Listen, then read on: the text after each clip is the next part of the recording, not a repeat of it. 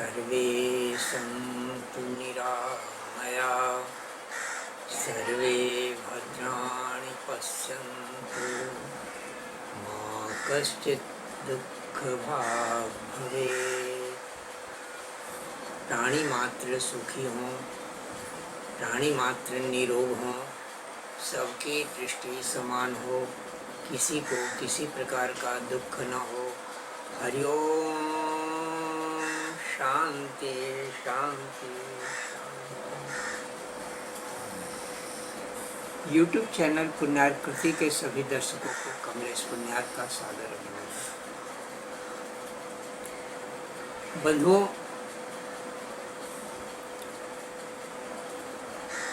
लंबे समय के पश्चात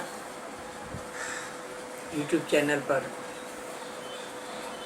एक नए कार्यक्रम की शुरुआत की गई है। आप जानते हैं कि यूट्यूब चैनल पुण्यार्कृति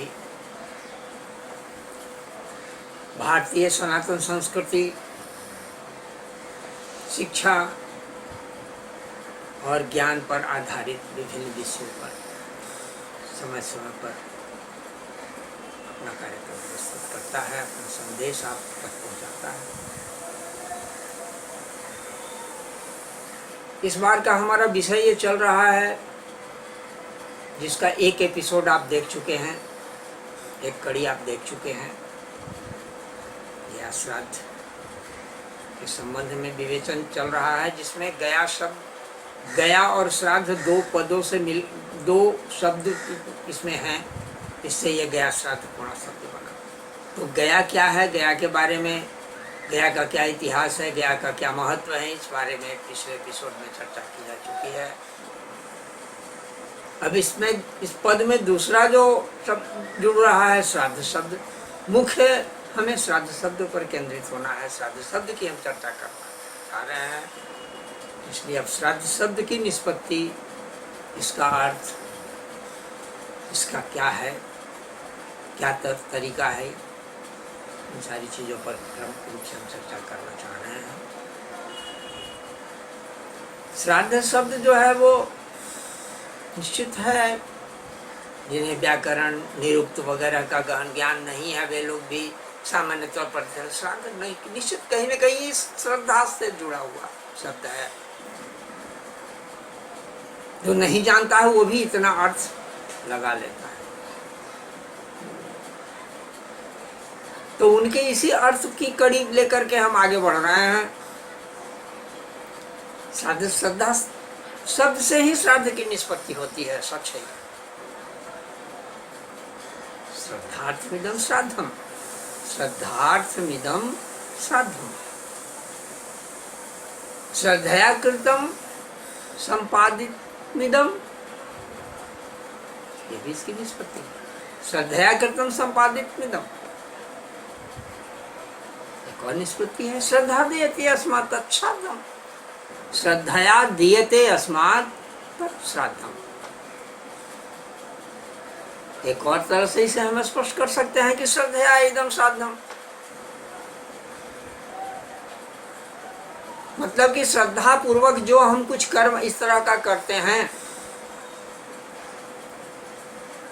यहाँ पर प्रश्न उठ सकता है नए जिज्ञासुओं के लिए, एक आम व्यक्ति के मन में, जो शास्त्र के मर्मज्ञ हैं उनको, उनके मन में ये सवाल नहीं उठेगा, लेकिन आम व्यक्ति, तो हमारा उद्देश्य है आम व्यक्ति तक अपने संदेश को पहुंचाना। शास्त्र मर्मज्ञ और विद्वान लोग की तो बात ही अलग, वो तो पढ़ रहे हैं, जान रहे हैं, बहुत चीज जानते हैं।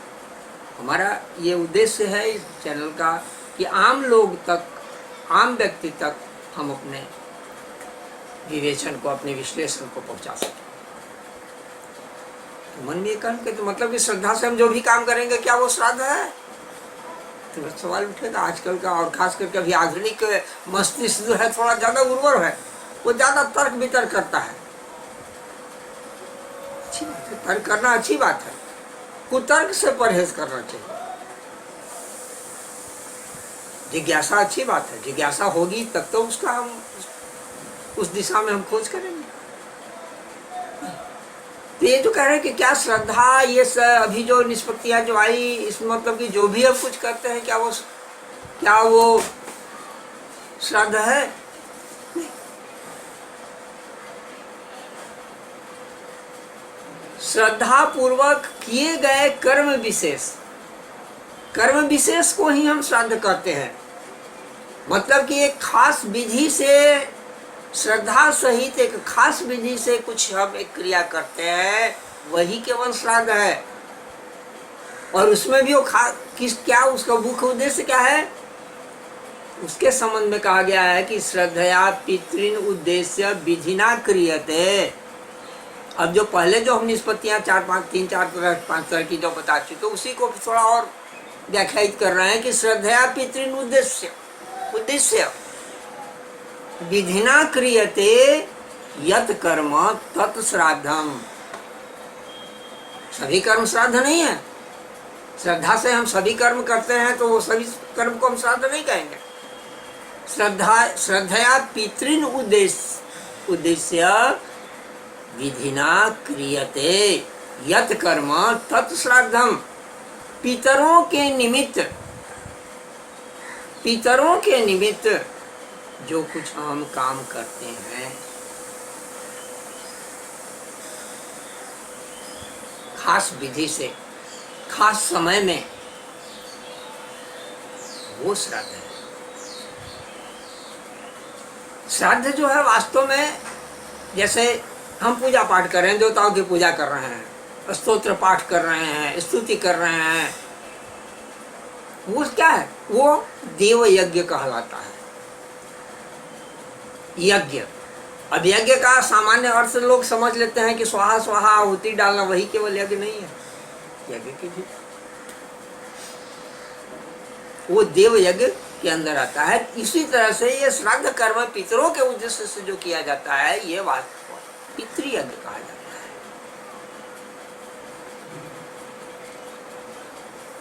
मनुस्मृति में, अन्य धर्म शास्त्रों में, वायु पुराण में, कूर्म पुराण में, पद्म पुराण में कुछ कर्मकांड की अन्य पुस्तकें जैसे श्राद्ध कल्पलता है, श्राद्ध विवेक है, श्राद्ध तत्व है,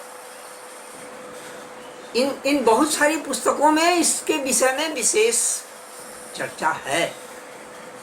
लेकिन सबके लिए सभी पुस्तकें उपलब्ध कर लेना और उसे फिर पढ़ना और पढ़ने के बाद भी समझना आसान नहीं है।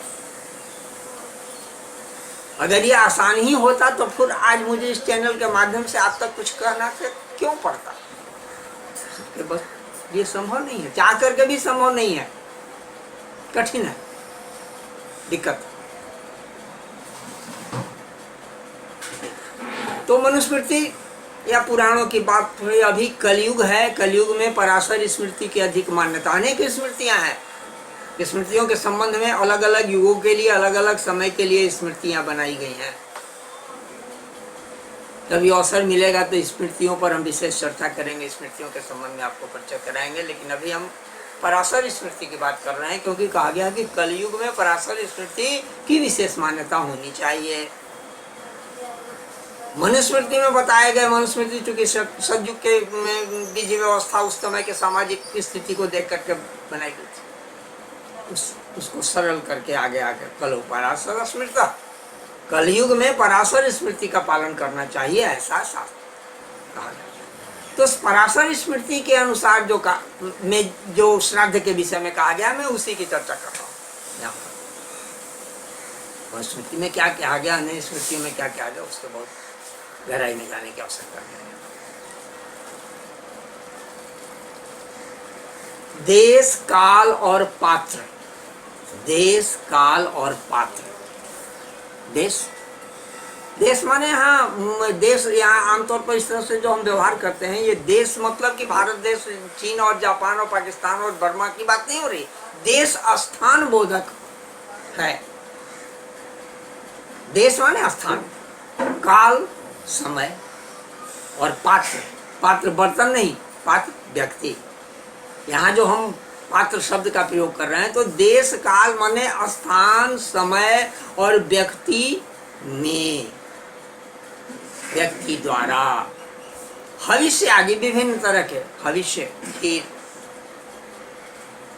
वगैरह बना करके एक विशेष विधि से एक खास तरह की के मंत्रों के प्रयोग करते हुए जो कर्म करते हैं उसके ऊपर उसे प्रदान करते हैं, जिसमें तिल और जौ आदि का मिश्रण अति आवश्यक है। मंत्रों से उसे हम पुटित करते हैं और श्रद्धा पूर्वक हम प्रदान करते हैं।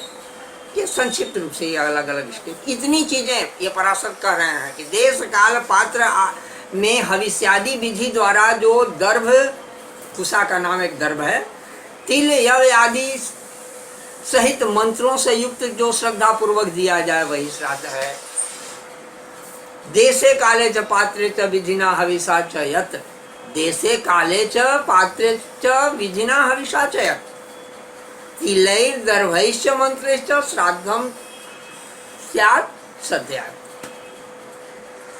अभी जो हम जो बोल गए उन्हीं को ये पराशर के शब्दों में हमने मिलाया श्लोक में। ये पराशर शब्द, ये श्राद्ध शब्द की पूरी व्याख्या हुई, पूरा उसका अर्थ हुआ। यानी यह कि कर्म विशेष, क्रिया विशेष, यानी विधि विशेष सहित, द्रव्य विशेष सहित, आगे फिर क्रमिक रूप से इसको हम बहुत विस्तृत रूप से हम व्याख्यायित करने का प्रयास कर रहे हैं। अधिक से अधिक इसका विश्लेषण करना चाहेंगे ताकि बिल्कुल आप में सामान्य जन के मन में जो तरह तरह की भ्रांतियां हैं वो भ्रांतियां दूर हो। मुख्य उद्देश्य है भ्रांतियों का निवारण। तो पितरों के उद्देश्य से, पितर शब्द का पितर कौन है? हमारे वे जन परिजन जो हमारे कुल में हुए, हमारे संपर्क में आए, पूर्वज सामान्य तौर पर जो करते हैं, पूर्वज हमसे जो पूर्व में हो चुके हैं, लेकिन पूर्व में हो करके उनकी उपस्थिति अभी अगर मृत्यु भुवन में है तो वो श्राद्ध के अधिकारी नहीं है। पिताजी जीवित हैं, दादाजी जीवित हैं, नाना नानी या जो भी हमारे प्रियजन परिजन जो हैं वो अभी श्राद्ध के अधिकारी नहीं, उनके निमित्त हम श्राद्ध नहीं करते हैं। पितरों के न, पितर शब्द वे हैं जो दिवंगत हो चुके हैं, ये मृत्यु भुवन को छोड़ करके जा चुके हैं, वही पितरों की श्रेणी में आते हैं। तो पितरों के निमित्त, हम पहले ही अभी कह चुके कि पितरों के निमित्त जो किया जाता है, इसीलिए इसको श्राद्ध का एक दूसरा नाम पितृयज्ञ भी है। देवयज्ञ नहीं है ये पितृयज्ञ है। पितरों के निमित्त दिया जाने वाला, किया जाने वाला कर्म है, दिया जाने वाला द्रव्य है। द्रव्य माने सामग्री वगैरह, ये पितृ क्रिया है।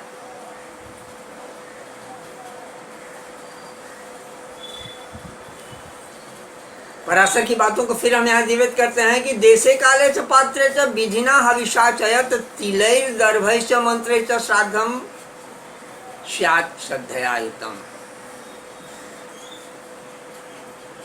अगर और ऋषियों के मत पर भी थोड़ा सा विचार करना चाहें तो जैसे बृहस्पति, पुलहस्त वगैरह भी इस पर बातें कर रहे हैं, इसके संबंध में जानकारी दे रहे हैं। कहते हैं कि संस्कृतम व्यंजनाद्यम च पयो मधु घृतान्वितम। संस्कृतम व्यंजनाद्यश्च पयो मधु घृतान्वितम श्रद्धया दीयते यस्मात् तत्सार्थम तेन निगद्यते। ये एक ही भाव है, एक ही श्लोक की। इसका बृहस्पति ने भी इसकी माने इन्हीं शब्दों की चर्चा की है और पुलहस्त ने भी, महर्षि पुलहस्त ने भी इन्हीं बातों को कहा है। बहुत बार होता है कि एक ही संवाद शैली शब्द हूबहू दूसरे भी उद्धृत करते हैं, दूसरा भी लोग भी वैसा ही करते हैं। पराशर ने जो इसकी श्राद्ध शब्द की जो व्याख्या दी उसी से मिलता जुलता ये चर्चा वहां ब्रह्म पुराण में भी इसकी चर्चा है। जैसे पराशर का पहला का जो श्लोक का है पूर्वार्ध जो कहा गया कि देशे काले च पात्रे च, तो फिर यहाँ भी ब्रह्म पुराण में भी इसी तरह क्या कि देशे काले च पात्रे च श्रद्धया विधिना चयत। थोड़ा बहुत शब्दों का हेर फेर हो जाता है, अलग अलग पुराणों में, अलग अलग पुस्तकों में। और ये गलत नहीं है।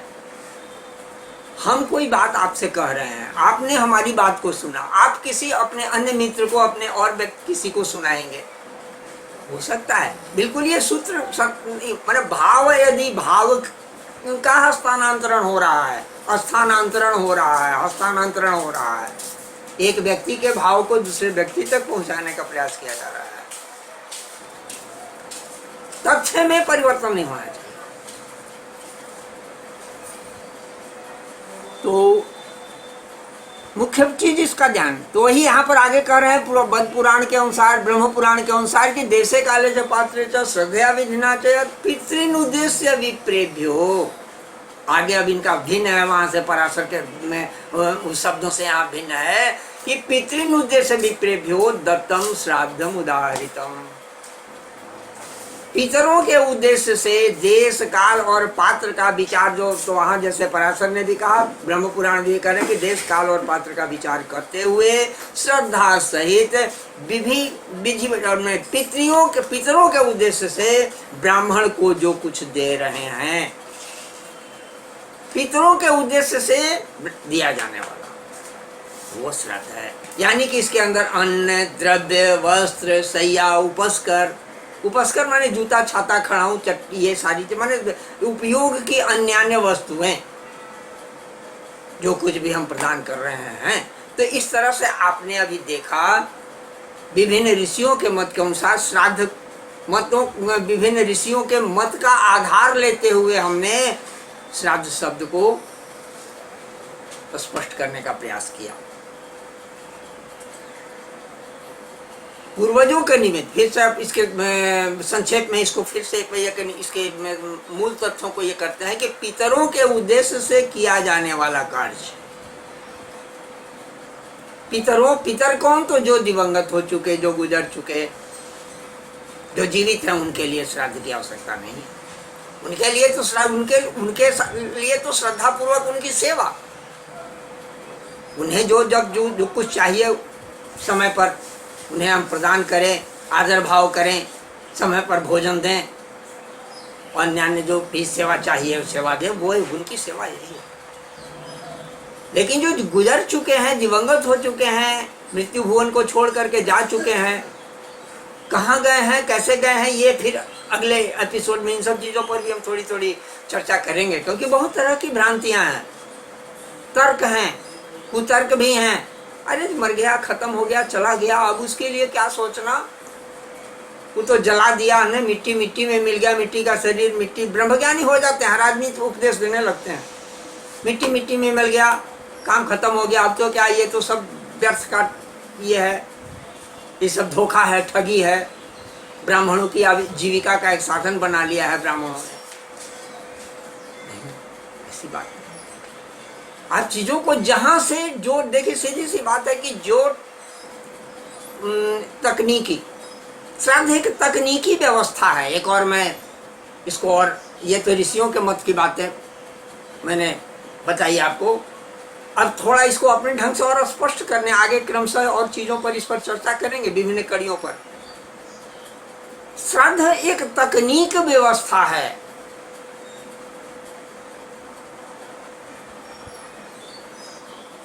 तकनीक हर चीज का अलग है, इंजीनियरिंग एक्सेट्रा। अब इलेक्ट्रॉनिक इंजीनियरिंग का अपना अलग हिसाब है, रेडियो के सिद्धांत हैं, टीवी के सिद्धांत हैं, इस तरह से सारी तो तकनीकी, इस तरह से ये भी एक तकनीकी, और ये तकनीकी, ये हमारा टेक्नोलॉजी कहाँ है, इसकी चर्चा कहाँ है? वेदों में है, पुराणों में है, उपनिषदों में है, धर्मशास्त्रों में है।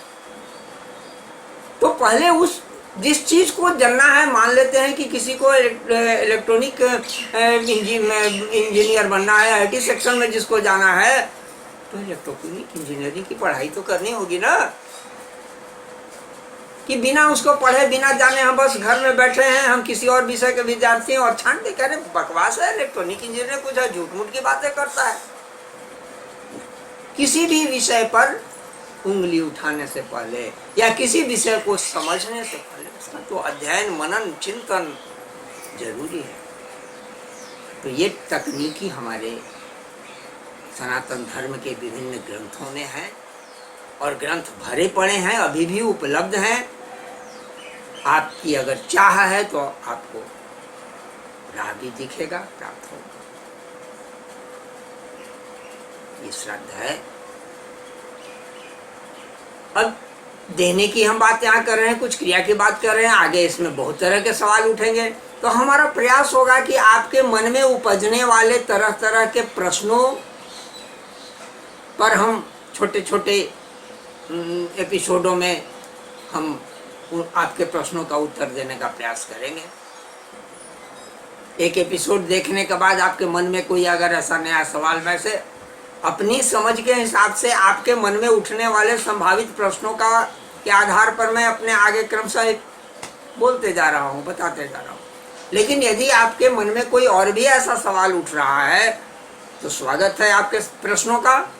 आप चैनल को देखें, सब्सक्राइब करें और आप वहाँ पर अपना कमेंट, अपनी जिज्ञासा भी आप रख सकते हैं सहज ढंग से। और हमारा प्रयास होगा कि अपने के प्रश्नों का उचित उत्तर देकर के आपको संतुष्ट करने का प्रयास वैसा रहेगा। तो अभी के इस एपिसोड में श्राद्ध शब्द की ये व्याख्या, श्राद्ध शब्द की परिभाषा के साथ अभी का ये प्रसंग यहीं समाप्त करते हैं। आशा है आपको ये प्रसंग, मेरा ये विवेचन अच्छा लगा होगा। आप जहाँ भी रहें स्वस्थ रहें, सानंद रहें, प्रसन्न रहें, यही कामना है ईश्वर से। पुनः श्राद्ध विषय कुछ अन्य बातों को लेकर के आपके सामने मैं उपस्थित होऊंगा अगले एपिसोड में। तब तक अनुमति दें कमलेश पुण्यार को। धन्यवाद। हरि ओम तत्सत।